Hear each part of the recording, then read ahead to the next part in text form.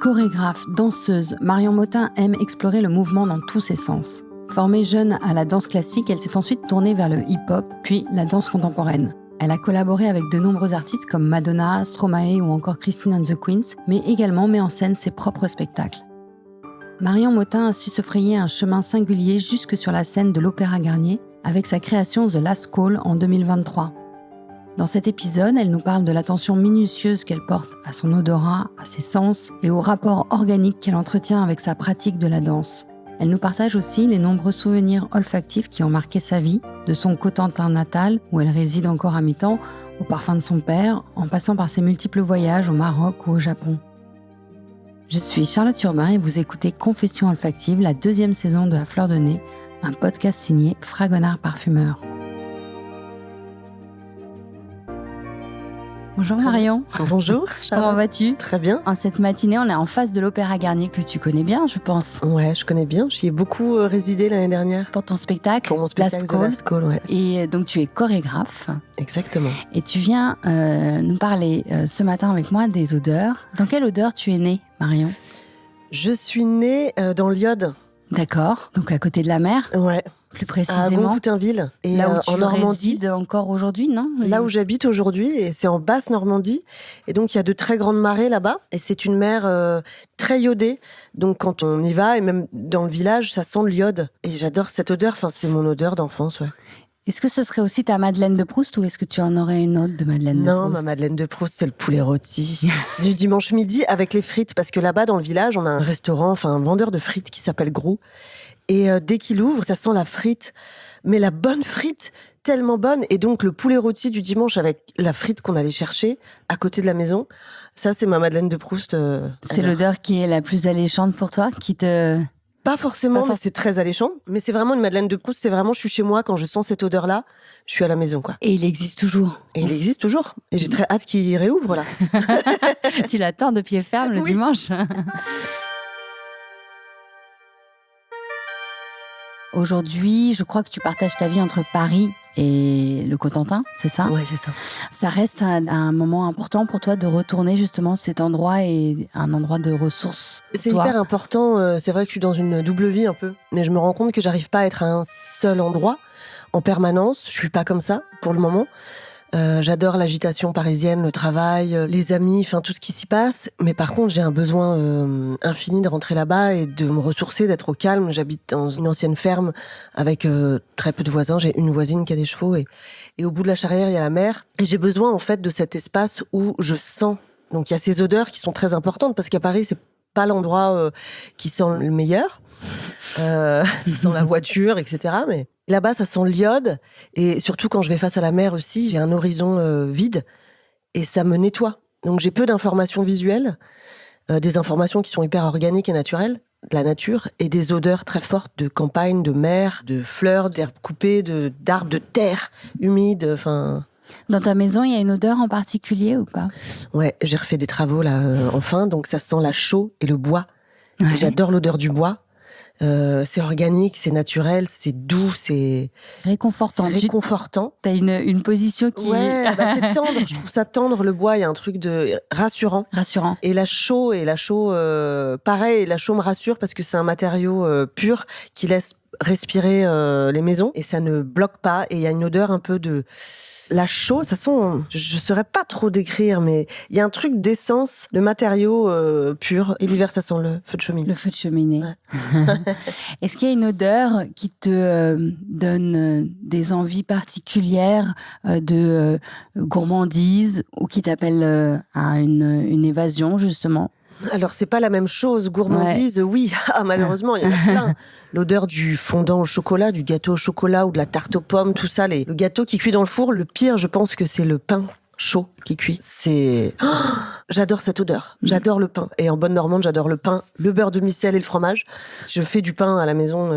Quand tu es dans le Cotentin, j'imagine, pas à Paris. Ouais, non, pas à Paris. Quoi que ça peut m'arriver, mais c'est rare. Mais j'en fais là-bas et alors ça sent le pain chaud et là j'ai tout de suite des envies de. Je mets du beurre salé dessus et puis ça fond et puis du fromage et puis après plein de choses. Le pain chaud, j'adore. Évasion, c'est différent. Oui, l'évasion, c'est différent. Et c'est parce que je pensais à ton côté iodé du Cotentin. Tu disais que tu te laves les yeux par l'étendue, mais est-ce que tu te laves pas aussi Bien sûr. Le corps par ce côté iodé qui est très... Petite, il y avait le rituel avec mon papa où on allait voir dès qu'on arrivait à Coutainville, parce qu'on y allait tout le temps, on habitait à Paris, mais on allait tous les week-ends et les vacances à Coutainville. Il fallait aller voir la mer, il habitait juste à côté, et là, il fallait respirer très fort. Il me disait... Respire, remplis tes poumons d'iode, sang. Et alors voilà, on se nettoyait et il me disait vraiment ça, nettoie tes poumons, nettoie ton intérieur et je le fais encore, j'y vais et je respire longtemps et j'ai l'impression de me régénérer, de me purger, de me nettoyer. Surtout que la respiration, j'imagine pour une danseuse, c'est hyper important. En vrai, c'est hyper important pour tout le monde. Pour tout le monde.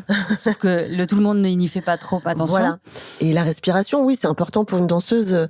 Après, je sais pas à quel point on y fait plus attention. Moi, je fais plus attention à ma respiration dans mon quotidien d'humaine pour détendre, enlever le stress, etc. Quand on danse, il y a un réflexe naturel qui vient et... Par rapport à l'effort sportif, tu le maîtrises ? En tant que sportif, oui, ça vient, c'est maîtrisé, ça y est, on le gère. En tout cas, moi, je le gère et je pense que c'est un truc de sportif où on gère la respiration et on s'autogère. Quand on est danseur et qu'on a des corps comme ça qui sont en effort, en permanence, j'imagine qu'au niveau des odeurs aussi, il y a des choses qui se passent. T'as des souvenirs ou des anecdotes tu pourrais nous raconter sur des moments peut-être un petit peu indélicats où tu te retrouves à sentir l'odeur parce qu'en fait, vous partagez beaucoup d'intimité. Oui. Ouais. Et souvent, on dit justement que l'odeur de l'autre, c'est aussi son intimité première. Et quand on la pénètre, on pénètre l'autre. Alors des fois avec envie parce qu'il y a du désir ou au contraire avec dégoût parce que la personne ne va pas nous plaire. Ça peut arriver des odeurs de transpiration très fortes, assez âcres. Il y a quelque chose de très parfois acide, âcre, assez désagréable. Et c'est vrai qu'il y a des gens qui parfois ont des odeurs de transpiration très très désagréables. C'est assez rare. Je pense qu'aujourd'hui, en tant que danseur, on fait plutôt attention à ça. D'ailleurs, je le vois dans les répétitions, j'ai souvent des danseurs qui me disent « Merde, je sens la transpiration ». Et je trouve que la transpiration sent bon, c'est une excroissance de notre odeur. Et s'il n'y a pas de dérèglement hormonal, la transpiration... moi, j'aime bien l'odeur de la transpiration. C'est l'odeur de l'effort, c'est l'odeur du lâcher-prise, c'est l'odeur de la liberté aussi. Je trouve que la transpiration, c'est après un gros effort. Moi, j'adore sentir ma transpiration quand je suis pas déréglée hormonalement. Il y a quelque chose de très naturel et de libre. J'ai fait un effort, je me suis dépensée, j'ai dansé, j'ai couru, j'ai fait du sport. Je suis allée au bout, Je suis allée au bout et mon corps libère cette odeur que je trouve presque rassurante aussi parce que l'effort, c'est hyper important et le corps a besoin de faire des efforts, de se dépenser. Est-ce que ça brise la glace, par exemple, peut-être plus facilement entre les danseurs? Est-ce que vous avez des relations qui sont peut-être plus fortes? De toute façon, en tant que danseur, on a des relations qui sont différentes parce qu'on a accès au corps de l'autre, à son intimité, parce que tu vas toucher le corps, tu vas le rencontrer, tu vas le palper. On n'a pas les mêmes comportements corporels que des gens qui travaillent au bureau, peut-être. Bien sûr. Et alors, ça crée des relations forcément différentes. On a accès à une intimité tout de suite, du fait de la posture du corps, de comment on va le rencontrer, de l'odeur et du toucher. Enfin, on met en place beaucoup de sens d'un coup parce qu'on le voit de très près. Donc, on a accès à une vision très proche de la peau de l'autre. À l'odorat, on va le sentir. Au toucher. Vous êtes tout de suite en contact avec les 5 sens, c'est assez incroyable. J'ai beaucoup écouté tes interviews, tu es très sensible à la musique, au fait aussi de respecter le corps de l'autre. Et quand tu fais tes chorégraphies, tu t'adaptes à la personne avec qui tu as en face de toi et tu as plutôt envie de sortir de lui quelque chose qui va lui correspondre. Ouais, c'est un outil fabuleux. Et moi, j'ai beaucoup souffert d'être enfermée dans un corps qui n'était pas le mien quand je faisais d'autres styles de danse. Par exemple, en classique, j'étais trop ronde. Petite, j'ai fait un peu de classique, mais j'étais trop ronde, donc j'avais les réflexions de ma professeure. Et pourtant, j'ai jamais trouvé, j'étais pulpeuse, on va dire, je sais pas. Enfin, j'étais comme j'étais. J'étais pas assez fine, pas assez musclée, pas assez grande, pas assez... Et en fait, d'essayer de rentrer dans un vocabulaire qui est pas le sien, j'en ai pas mal souffert. Et c'est vrai qu'après, j'ai découvert et développé mon vocabulaire, donc ma propre corporalité, et j'ai compris que les corps parlaient en fonction de leur histoire et de ce qu'ils étaient et de leur morphologie.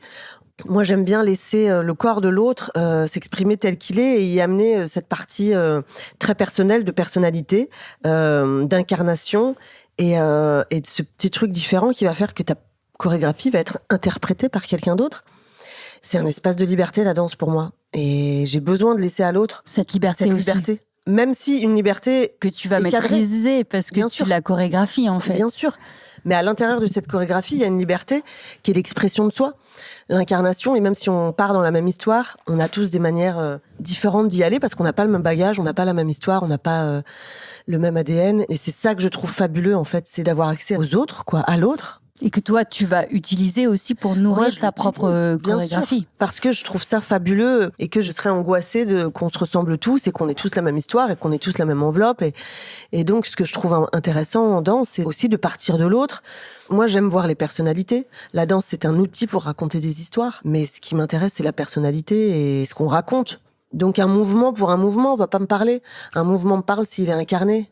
Est-ce que tu penses que, en étant aussi sensible et à l'écoute de l'autre, avec tes sens à l'affût, est-ce que ton odorat, à ton avis, rentre en jeu? Ah oui, bien sûr. L'odorat, il est toujours présent. Évidemment, je vais pas ne pas travailler avec quelqu'un parce que son odeur ne me plaît pas.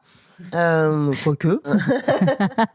On dit bien que cette personne, on peut pas le sentir. Ouais, mais c'est vrai, et je trouve que, je vais pas ouvrir le sujet amoureux, mais la personne qu'on aime, moi je vois bien, si l'odeur de la personne me plaît pas, je me dis, mais je pourrais jamais faire ma vie avec elle. Je pense que les odeurs qui vont avec contribuent à remplir toutes les informations sur la personne et sur le travail que je vais faire. Et c'est marrant, quand j'ai commencé à bosser avec Christine and the Queens il y a très longtemps, je lui parlais, je lui disais, mais quelle odeur a cette chanson? Quelle couleur elle a? Quelle odeur elle a? Quelle matière elle a? Parce que c'est que des éléments en plus pour coder, pour encoder comme un ordinateur. Le cerveau rentre des informations dans le corps et dans le cœur. Il y a l'information visuelle, il y a l'ouïe, il y a l'odorat, il y a la vue. Il y a tout ça qui rentre en compte quand on rencontre quelqu'un. Et c'est que des informations en plus. Et après, on laisse parler notre corps à nous pour savoir comment on les reçoit et ce qu'on en fait. Il y a cette idée de la synesthésie des couleurs et des odeurs, que par exemple le vert sentirait le gazon. En tous les cas, il y a certains peintres et illustrateurs qui associent des odeurs aux couleurs. Toi, tu pourrais associer des odeurs à des danses. Je pense au hip-hop. Tu as commencé par le hip-hop. Ouais. Entre le hip-hop et ton spectacle The Last Call à l'Opéra Garnier, on est quand même sur des registres très différents. Ouais, le hip-hop, il a une odeur, il a une odeur de liberté. En vrai, il a une odeur de rue. Moi, j'ai préparé mes premiers spectacles dans la rue, dans les centres commerciaux. Donc, il y a cette odeur de rue, de voiture, de nourriture, de parking, de centres commerciaux, le hip-hop, pour moi, il a cette odeur-là de rue, urbain. Là où The Last Call, il a une odeur de studio de danse, de talc, parce que j'ai répété à l'opéra. Il y a du talc, il y a du parquet, il y a du studio de danse, c'est très différent. J'imagine l'univers de l'opéra est très feutré.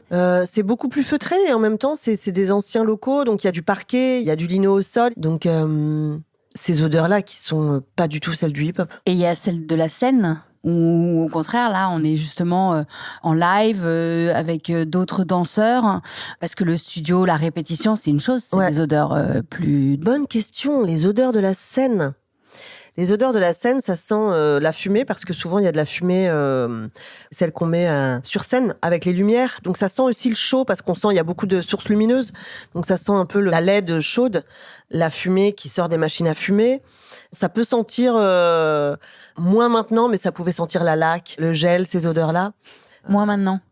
Oui, parce que aujourd'hui, je mets vachement moins de laque, en fait. La laque, c'est les spectacles en danse classique à la fin de l'année. Mais ça sent ça. Moi, je sens les odeurs techniques maintenant sur scène. C'est la lumière, la LED chaude, la fumée, le rideau, les pendrillons. C'est marrant, c'est très technique. De la salle, en fait. De la salle, de la scénographie, de l'endroit où on danse, en fait, dans lequel on danse, ouais. Tu as déjà eu des chocs olfactifs, tu sais, de te retrouver dans un endroit où tu sens quelque chose et tout d'un coup, ça te remémore un moment de ton enfance ou ça m'arrive tout une le temps, expérience. Je suis vraiment très sensible aux odeurs. Les chocs olfactifs, il y en a des bons, il y en a des moins bons. Mais c'est vrai que quand ça sent malheureusement les choux de Bruxelles, moi j'ai ce truc et je vois encore, je me vois à l'école et il y avait des choux de Bruxelles et aujourd'hui quand je sens cette odeur, je suis transposée là-bas et à la cantine, non, on va manger des choux de Bruxelles et je déteste ça et je trouve que ça pue. Non, mais je suis tellement sensible aux odeurs que je suis tout le temps, c'est vrai, assez transportée. J'habite rue Saint-Augustin vers les restaurants japonais. Alors, je marche le soir, ça sent la nourriture japonaise. Je repars à Tokyo. Tu as voyagé beaucoup? Beaucoup. Donc oui. Et quel a été ton voyage, je dirais, le olfactif le plus... C'est le Maroc. Encore une fois, c'est une référence. Quand je sens cette odeur, je suis là-bas. C'est la nuit chaude, la nourriture, le musc, cette épice, c'est très épicé. Et tout de suite, je suis télétransportée quand j'arrive à l'aéroport la nuit. J'ai dû arriver souvent le soir. Le soir, ouais. Il y a tous les taxis. On cherche un taxi pour aller à l'hôtel ou à la maison. Et ça sent la nourriture, ça sent les épices, ça sent la chaleur de la nuit. C'est très complet. C'est très visuel. Il y a l'ouïe aussi, parce qu'il y a l'appel à la prière, il y a le bruit des taxis, de la rue, il y a plein de choses. C'est très 360. Mais l'Afrique, en général, je trouve, parce que je suis allée au Kenya et c'est pareil. Mais au Maroc, il y a ça aussi. Il y a l'odeur du cuir, de la chèvre, l'odeur de la fleur d'oranger, l'odeur des fleurs. Il y a beaucoup d'odeurs différentes là-bas, très fortes. L'odeur la plus étrange que tu aies pu sentir dans ta vie? La plus étrange, alors il y a le soufre qui est particulier, que j'arrive pas trop à identifier. Que tu as associé à quoi? Au volcan et en même temps à l'air. Le soufre, j'associe ça, je sais pas, c'est bizarre. C'est en même temps terrestre, en même temps aérien et en même temps on dirait que c'est lunaire, d'une autre planète. C'est presque cristallin et en même temps c'est rocheux. C'est un peu étrange. J'arrive pas trop à le définir, c'est un peu un truc d'extraterrestre. Et après, il y a l'odeur étrange parce qu'elle est dégoûtante et en même temps, elle sent tellement bon. Et c'est particulier ce que je veux dire, mais c'est les renvois de mon bébé quand il était tout petit. On passe son temps avec un chiffon sur l'épaule parce quand il fait ses rots, il renvoie. Et en fait, je me rappelle être allée en répétition et sentir mon sweat qui sentait c'est pas du vomi, c'est vraiment du renvoi de lait. Et ça sent tellement bon et je passais mes répétitions à sentir mon sweat qui avait des taches de renvoi de mon bébé et... C'est doux, ça sent bon. Ça sent bon parce que tu es la maman. Oui, oui. C'est mon lait, c'est lui qui le renvoie, mais il y a un truc de... Très organique, encore une fois. Très organique, très charnel, très organique. Charnel. Il y a un parfum qui t'enivre particulièrement? Celui de mon amoureux. Ça, c'est beau. Sa peau, son parfum naturel. Est-ce qu'il t'arrive d'utiliser l'odeur dans ton processus créatif? Ou est-ce que l'odeur ou un parfum pourrait participer à ton processus créatif? Oui, bien sûr, parce que c'est vraiment dans le processus créatif, tous mes sens sont en éveil et ça devient super abstrait. Donc, je visualise de la matière. Sur ma dernière pièce, il y avait de la matière, il y avait des paillettes, il y avait des miroirs, il y a du bruit, il y a des musiques. Et donc, forcément, il y a de l'odeur parce que dans mon mood board, il y avait de la musique italienne, il y avait l'odeur des pâtes et en même temps, il y avait l'odeur d'un parfum très fort parce que je parlais du narcissisme et les sens font partie de ça. Dans ma prochaine pièce, il y a du café, donc il y a de l'odeur du café. Et ça, c'est quelque chose que tu vas évoquer auprès de tes danseurs aussi quand tu vas les diriger? Pas forcément. Je le fais pas. C'est vraiment moi pour me nourrir. Ça remplit ma fiche créative sensorielle, quoi. C'est vrai que j'en parle pas. Mais comme je disais, dans ma pièce précédente, le grand saut SOT qui se passait dans une piscine, on a essayé de mettre du chlore dans la salle et de mettre en place un peu des odeurs pour immerger, en fait. Donc, tu voulais diffuser? Ça a marché ou pas? Non, on n'a pas eu la bonne technique, ça a pas marché. Mais c'est un truc compliqué. Que, depuis ma première pièce, In the Middle, c'est quelque chose que je cherche à faire, mettre des diffuseurs d'odeurs pour rendre le spectacle encore plus immersif. Quand j'étais petite, il y avait ces films, tu grattais des pastilles et en fonction du moment du film, tu sentais la pastille et ça te mettait dans le moment. Et ça m'a marqué parce que je me dis, mais évidemment, l'odorat, moi ça me télétransporte direct. L'odorat, je vais sentir le parfum de mon père, je suis avec mon père, l'herbe coupée, je suis là-bas, le l'iode, je suis chez moi. C'est une capsule de télétransportation, l'odorat. Très forte. Très forte. Et mais même plus, je trouve que c'est une des capsules les plus fortes en termes de télétransportation. Plus que, par exemple, une danse que tu pourrais faire et que ton corps vit? Beaucoup plus parce que... quand je refais des chorégraphies, les premières chorégraphies que j'ai apprises, c'est vrai que ça me télétransporte. Mais l'odorat, il y a quelque chose de très abstrait parce que on peut pas le toucher, c'est hyper bizarre, c'est une odeur. Ça vient à l'intérieur, ça vient toucher des zones de ton cerveau et ça fait tout de suite appel à un souvenir très fort. Et donc, pour moi, c'est une capsule de télétransportation d'odorat, vraiment, qui replonge dans un univers très concret. Par exemple, là, si je te disais chaque spectacle que tu as créé, tu serais capable d'y apposer une odeur? Pas forcément, parce que c'est tellement long, le processus créatif, et on passe par tellement d'endroits qu'il y a plusieurs odeurs. Mais de base, il y a une odeur qui correspond. The Last Call, en vrai, c'est presque l'odeur du latex. Ils étaient tous habillés en latex par Avellano, qui est un super créateur, couturier. Et donc, il y a cette odeur de latex, du vêtement. Hein. Il y avait une cabine téléphonique, donc c'est froid, c'est dans la rue, c'est de l'acier et du latex. Mais qui va avec les matières. C'est une odeur qui va avec la matière qui est sur scène. Le Grand Saut, c'est l'odeur de la piscine. Et en même temps, on a travaillé chez moi sur la plage, ça sentait l'iode. Donc oui, c'est le corps, c'est les sens, c'est la créativité, c'est faire appel aux sens, quoi. Toi, tu te parfumes ?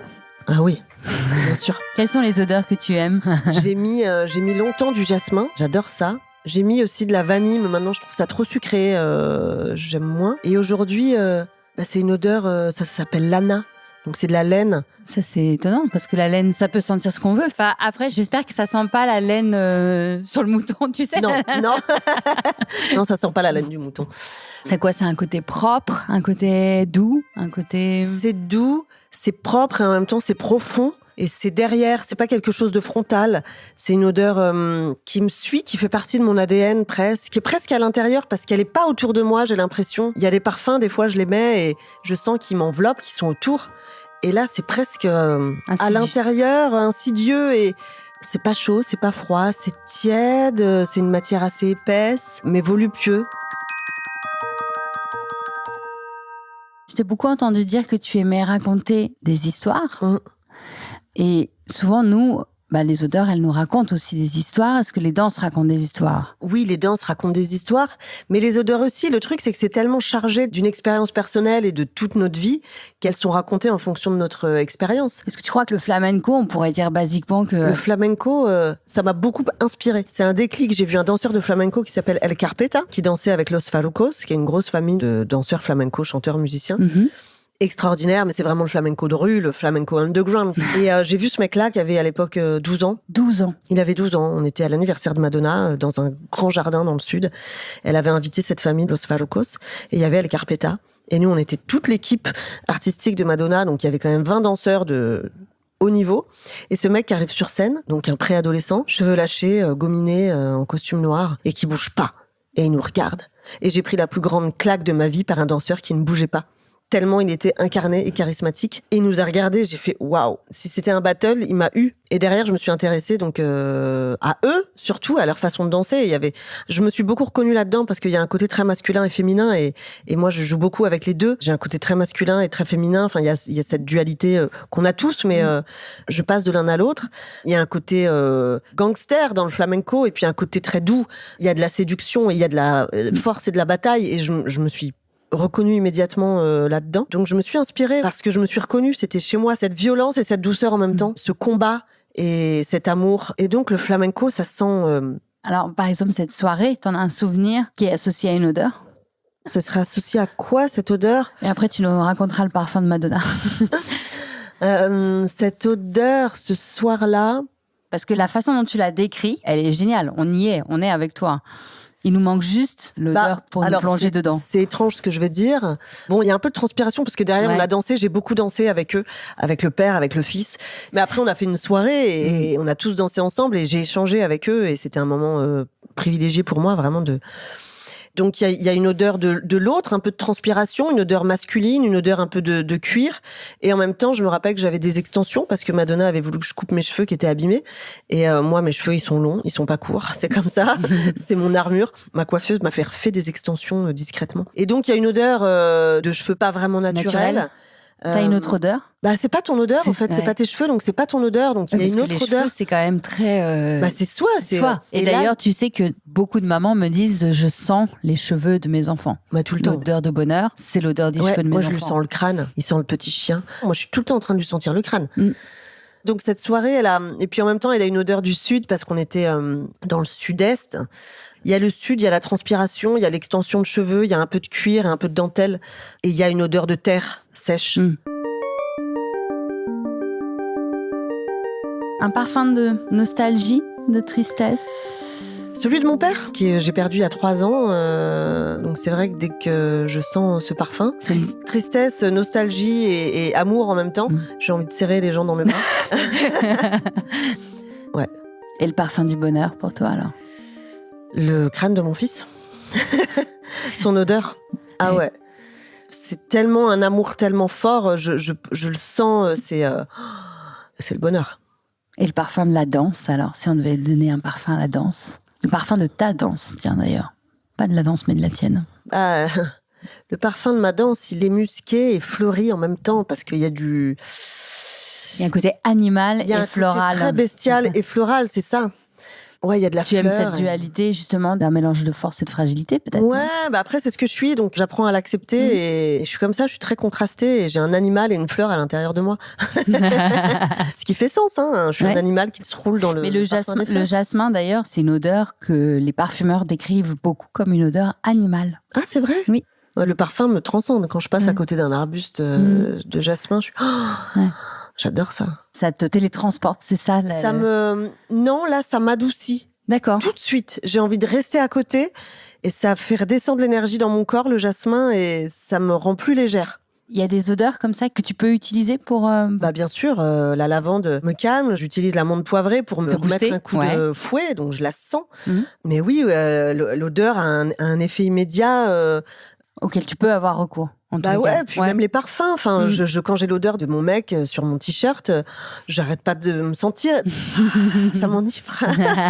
Je peux sentir le bois. Chez moi, je peux sentir mes murs. Il faut vraiment que le pH soit équilibré. Il faut que les odeurs soient harmonieuses et pures et vraies. Je déteste les odeurs modifiées quand on va dans des endroits et qu'il y a des parfums très forts qui sortent, un peu trop chimiques. Ça me dérange. Ça peut être très fort, mais il faut que ce soit naturel. Je passe à côté d'une échoppe d'un petit boui-boui qui fait à manger. Ça sent très fort la nourriture. Là, ça me... Un torréfacteur, par exemple, de café. Ah ouais, j'adore. Ouais. Comme en Thaïlande ou au Japon, je voulais m'arrêter dans chaque restaurant manger. À Tokyo, c'est en étage les restaurants, donc des fois... Je cherchais le restaurant avec l'odeur et je le trouvais pas parce qu'il fallait rentrer dans le building et descendre en souterrain ou monter. Et je me rappelle vraiment être dans la rue et me dire c'est où je veux manger là-bas. Et c'est génial, quoi. Je pense que ça peut faire n'importe quoi, les odeurs. Ouais. Est-ce qu'il y avait des choses que tu t'es notées, sur lesquelles je t'ai pas interrogée, mais que tu avais envie de me dire? Il y a une odeur qui est associée à plein de choses et en même temps à du physique. C'est l'odeur du soleil sur la peau, après une journée au soleil. Et aussi sur les rochers. Chez moi, on a des rochers. Et donc, on se pose sur les rochers qui sont chauffés par le soleil. Donc, il y a une odeur sèche et en même temps de roche chaude. Et en même temps, comme on est proche de sa peau, ça sent le soleil sur la peau. Et ça sent la mer. Et ça, c'est vraiment... c'est une histoire d'enfant, c'est une histoire actuelle, et une histoire de liberté et de bonheur. Le soleil qui a chauffé la roche, qui a chauffé la peau, qui a chauffé la mer. C'est la liberté, c'est la détente, c'est le bonheur aussi, c'est le lâcher-prise. Et donc, il y a de la matière parce qu'il y a le corps sur le rocher, le corps nu en maillot de bain sur le rocher, qui est chaud, donc qui brûle. Et en même temps, c'est pas une matière très agréable, le rocher, mais il est relativement doux. On entend la mer. Et on regarde l'horizon, le soleil se coucher, et on peut presque avoir un goût dans la bouche parce qu'on vient de goûter, ou alors c'est la fin de la journée, on a l'odeur de la mer même dans la bouche parce qu'on s'est baigné. Tout simplement le côté salé. Le côté salé. Et donc il y a tout ça, il y a le toucher, il y a l'odorat, il y a l'ouïe, il y a le goût, il y a le souvenir en même temps, le rituel posé dans le temps, très fort, de liberté, de lâcher prise, d'enfance et de futur. C'est quelque chose auquel... je vais y retourner très régulièrement. Je sens que c'est vraiment l'endroit qui t'a fait toi, en fait. Ouais, c'est toute mon enfance. C'est beaucoup de douceur et en même temps, c'est toute la violence que peut avoir une enfance. C'est toujours particulier, une enfance, une adolescence. Mais cet endroit-là, quand je suis allongée sur le rocher et que je chauffe mon corps et que je suis dans le moment, en fait, on peut être que dans le moment. Et ça, c'est tellement important. C'est un peu ma recherche quotidienne d'être là tout de suite. Dans le moment et de pas être dans le futur ou dans le passé c'est d'être aligné dans mon corps et d'être dans le moment présent. Pourquoi c'est ta recherche d'être dans le moment présent? Parce que c'est ce qu'il y a de meilleur. C'est là où je me sens tellement en vie. Et moi, j'ai une capacité, mon ostéo rigolerait parce qu'à chaque fois, il me dit « Ah, t'es encore parti sur notre planète. Ah, t'es encore parti là-haut. » Avec la création, c'est vrai qu'on a tendance à développer cette sphère créatrice qui est là-haut. C'est une sphère parallèle, un peu de sens, mais de sens qu'on fabrique là-haut. Et donc, mon travail quotidien, il est de redescendre dans mon corps, de redescendre sur Terre et d'être bien ancré, et d'être bien là et d'être bien aligné avec tous mes sens. Et là où j'ai le plus de plaisir, c'est quand je suis super alignée et que tous mes sens sont en ébullition et je le sens. Je sens mon âme et mon énergie, elle est à l'intérieur de mon corps, elle est bien placée. Donc je sens mon corps à l'intérieur, je sens mes cellules, je sens les organes. Mon odorat, il est hyper fort, hyper clair. Hyper développé. Hyper développé. Ma vue, elle est hyper alignée. Mon ouïe est hyper fine, hyper alignée. Et l'endroit où tu peux faire ça, c'est justement sur cette plage au bout du Cotentin. Je sais pas. En fait, l'endroit où je peux faire ça, il dépend de mon état émotionnel et de mon ostéo qui me remet à chaque fois dans mon corps. Allez, ça y est, c'est bien, t'es aligné. Donc, mais en tout cas, cet endroit-là me permet d'essayer de me recharger et de me réaligner. De te ressourcer. De me ressourcer. En fait, c'est exactement ce qu'on disait au début. On a commencé le podcast comme ça. T'as vu, on a fait le tour. Merci beaucoup, Marion. Tu nous as fait voyager dans le Cotentin, mais surtout dans la danse. Et on te retrouve très vite. Merci. Merci. Pour cette rentrée 25, Marion Motin est une actualité aussi dense qu'hétéroclite. Une collaboration avec le Cirque du Soleil, un battle à la Fondation EDF le 6 décembre, une performance dansée avec le rappeur Sopico au musée Picasso le 27 février, mais également une carte blanche au Châtelet en mai et sa pièce Narcisse en juin qui reprend au théâtre du 13e art à Paris. Alors pour suivre ses mouvements, vous pouvez la retrouver sur son compte Instagram Marion Motin. Je suis Charlotte Urbain et vous venez d'écouter À Fleur de Nez, un podcast signé Fragonard Parfumeur. Gautam Choukla a fait la réalisation et le mix de cet épisode sur une musique de Jérôme Petit. La production est supervisée par Louis Média. Pour découvrir d'autres portraits olfactifs, rendez-vous le mois prochain. Merci de votre écoute et si cet épisode vous a plu, pensez à vous abonner, laisser des étoiles, un commentaire et surtout à partager le podcast autour de vous.